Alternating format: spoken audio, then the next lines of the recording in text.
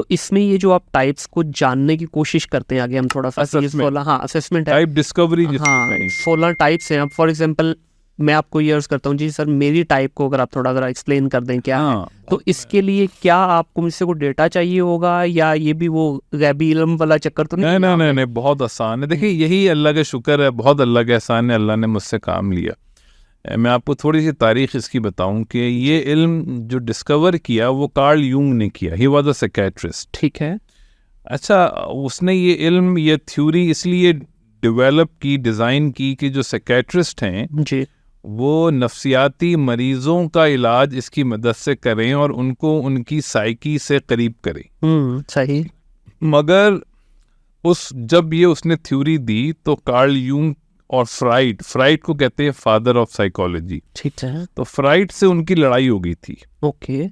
तो जो साइकोलॉजिस्ट थे वो फ्राइड के इन्फ्लुएंस में थे।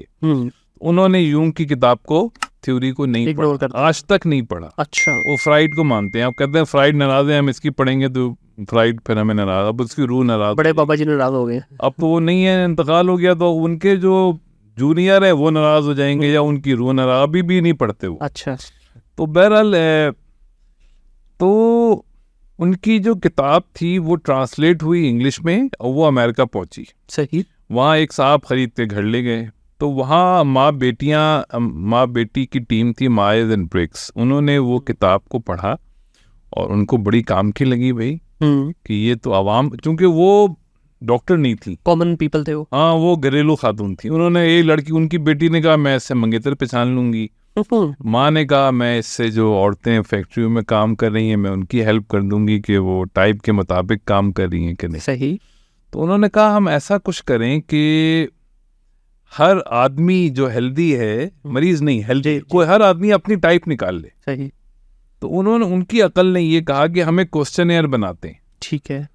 जिसको फिल करे लोग अपनी टाइप निकाल लें। उन्होंने एक क्वेश्चनएयर की तरफ चले गए। उसका नाम पड़ गया MBTI।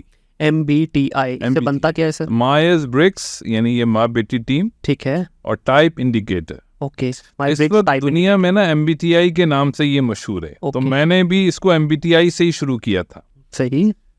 तो मगर जब कार्ल यूंग को पता चला कि एक साइकियाट्रिस्ट ने तो उसको लिफ्ट नहीं कराई थ्योरी को, और एक माँ बेटी ने एक इंस्ट्रूमेंट बना लिया है MBTI और उससे वो टाइप निकाल रही हैं, तो वो बड़ा दुखी हुआ कि यार ये तो मैंने इतनी हाईटेक थ्योरी बनाई थी कि डॉक्टर पढ़ेगा, और ये जो है बेचारी घरेलू औरतें उसको इस्तेमाल कर रही हैं, और वो भी, तो वो ही वॉज अनहैप्पी। अच्छा। बहरहाल मैं इस सफ़र में 2004 से आया, तो मैं इसको यूज़ करता रहा। मैंने देखा कि इंस्ट्रूमेंट से सही टाइप निकलती नहीं है। ठीक है।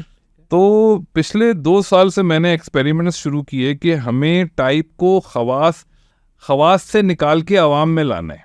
सही। मैं बस इस सोच में था कि कोई ऐसा तरीका हो कि हर जी शऊर को अपनी टाइप पता हो। सही यार, यानी हमें हर चीज़ पता है, नहीं पता तो अपनी टाइप नहीं पता। हाँ, सही, बिल्कुल।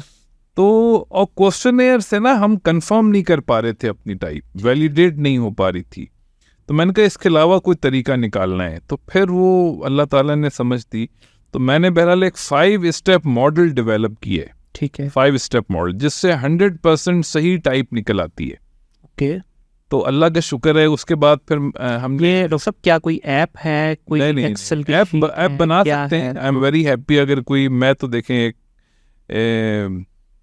कहते हैं ना, हम फकीरों से दोस्ती कर लो गुर सिखा देंगे बादशाह के, तो भी तो हमारे पास वही ये एक फार्मूला है। ठीक है। ऐप बनाने के पैसे नहीं है, वेबसाइट ढंग की बन, बखैर अल्लाह का फिर भी बहुत शुक्र है।